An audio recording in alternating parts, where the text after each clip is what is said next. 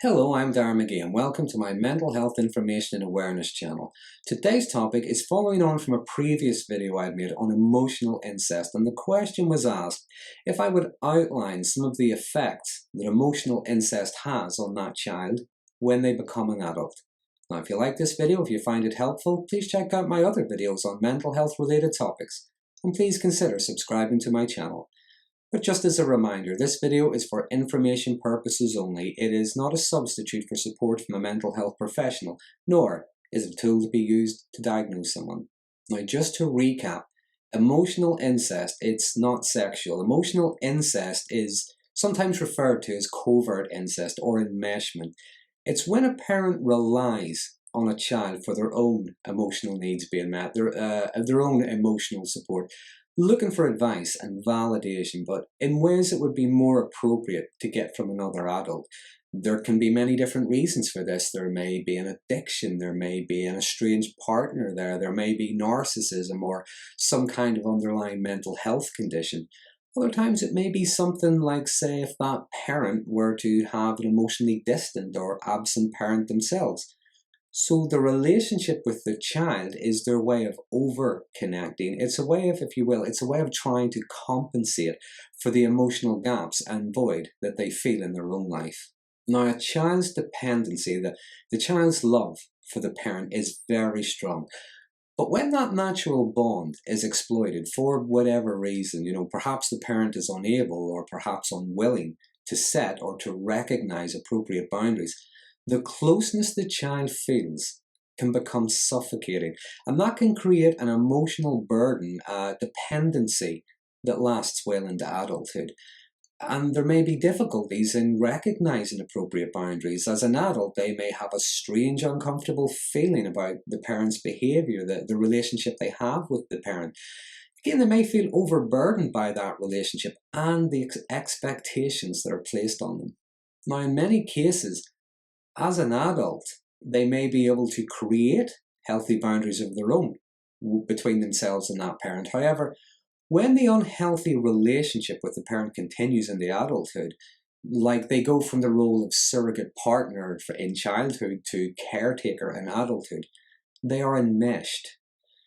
And if they begin that same kind of relationship with their own child, the lack of boundaries, the unreasonable expectations, perhaps it's considered normal.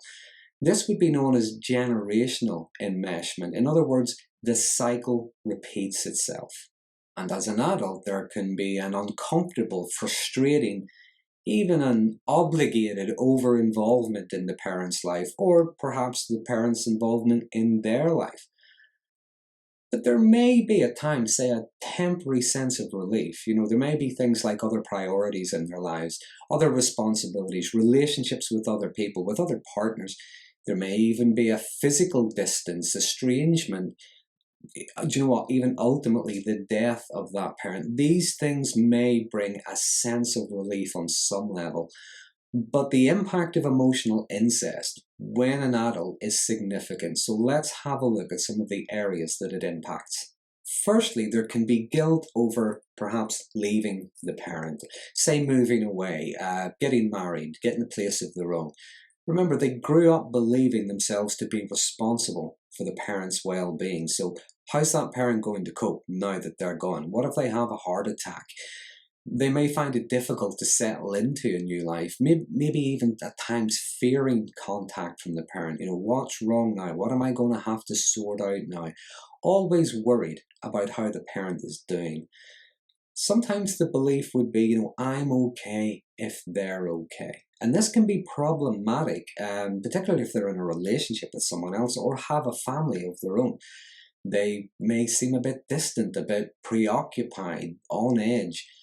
Decisions can sometimes, they're made based on perhaps how they think it's going to affect the parent, what the parent is going to think. So they're never really fully connecting with their partner, their own family, never mind themselves. And from the partner's perspective, sometimes this can feel as if there are three people in the relationship. Now, an example that comes to mind of this would be, say, they're planning to go on holiday. Now, when they tell the parent they're going on holiday, the parent may come up with something like, well, what if something happens when you're away? So even if they do go, that child now an adult, they're going to be in a constant maybe state of contact, worrying about the parent, making sure everything's okay. So they never really get to relax, never really get to enjoy themselves. So any decision at all, really, I suppose, although they may not necessarily be asking for permission, it may come out in a different way. That they may approach the parent and say things like, "I was thinking of, I was wondering, and we were going to maybe." And the parent may not actually come out and say, "I don't want you doing that. I don't like you doing that. I feel uncomfortable with you doing that." But again, it can be a little more insidious. The parent may tell them the story. "Well, I heard of someone who did that or tried that. The house burnt down, the cat died, all the children cried, whatever." They've pretty much been told not to do it. And the adult child recognizes the disapproval and maybe doesn't go ahead and do whatever it was, even if it was in their own best interest. Another common trait would be, in adulthood, they may begin a pattern of unhealthy relationships with others. Relationships where they're trying so hard to be accepted, maybe continually doing things to be accepted, trying to fix, rescue, to please, to win approval, or rather, avoid displeasure, avoid rejection. And this can lead them to be open to be exploited, to be abused by toxic, manipulative people. And there can be difficulties with intimacy as well. Behaviours such as emotionally distancing would be common. Some may prefer the anonymity of, say, watching pornography or brief casual one-night stands because it may feel safer than the perceived risk or emotional drain that's involved with a relationship. And again, this would largely be due to the fear involved when you connect with others. And even if someone else were to reach out, even being genuine, the fear that arises, I often describe as a "what is it you want from me" kind of fear.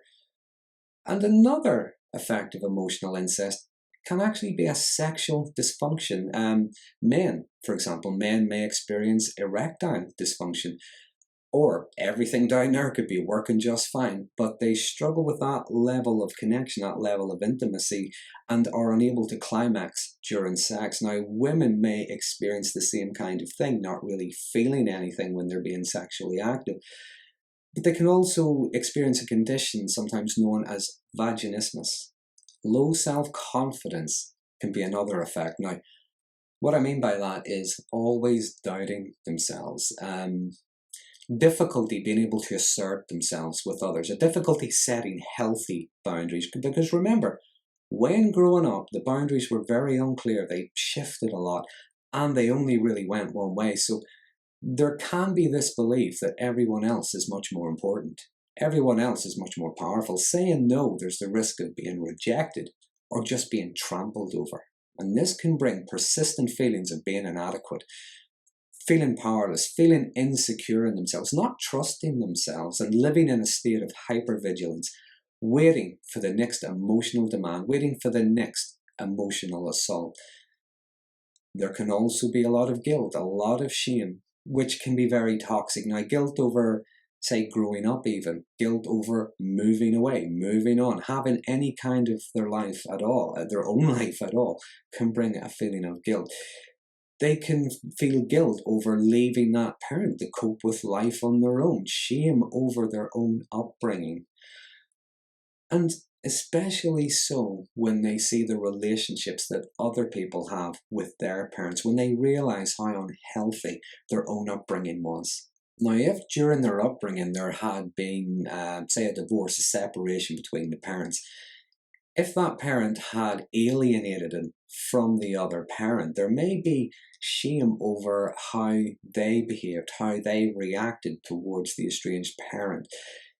And as an adult, there may be feelings of guilt over that, perhaps feeling it's too late, a lot of regret, feeling it's too late to be able to reach out and reconnect with that parent. Now, another common effect of parental alienation would be anger, but this is more like an internalized anger rather than explosive. Now, internalized in the sense that it just gets turned inwards. It doesn't really go anywhere. There's a lot of rumination over things. Perhaps when they were young, they weren't allowed to be angry. They weren't to express anything in case they upset the parent. Now, this is the thing about anger. Whenever anger is internalized, different things start to happen. On one hand, it can become quite corrosive, but it has to come out somehow. So when it becomes corrosive, it can come out as resentment. They may feel resentment towards their parent. They may feel resentment towards a situation. They may feel resentment towards themselves even. On the other hand, sometimes when it's internalized, it tends to get very dull, but it still has to come out somehow. And it tends to come out as depression. Now, it's the thing about depression. Depression and anxiety often go hand in hand together. So there may be a mixture of this. On one hand, feeling helpless, and on the other hand, feeling hopeless. Now, as parents themselves, we start to see different things. As mentioned earlier, there can be what's known as generational enmeshment, so they begin that pattern of emotional incest all over again with their own kids. Or they recognize the damage that their own upbringing had on them, and they commit to raising their children in a way that shows healthy boundaries, reasonable expectations. They perhaps try to encourage a sense of independence and autonomy as that child starts to grow. And as they start to form relationships with others, they may still feel guilt over the relationship they had with their parent, even leaving that parent, but they begin to leave behind that role of surrogate partner.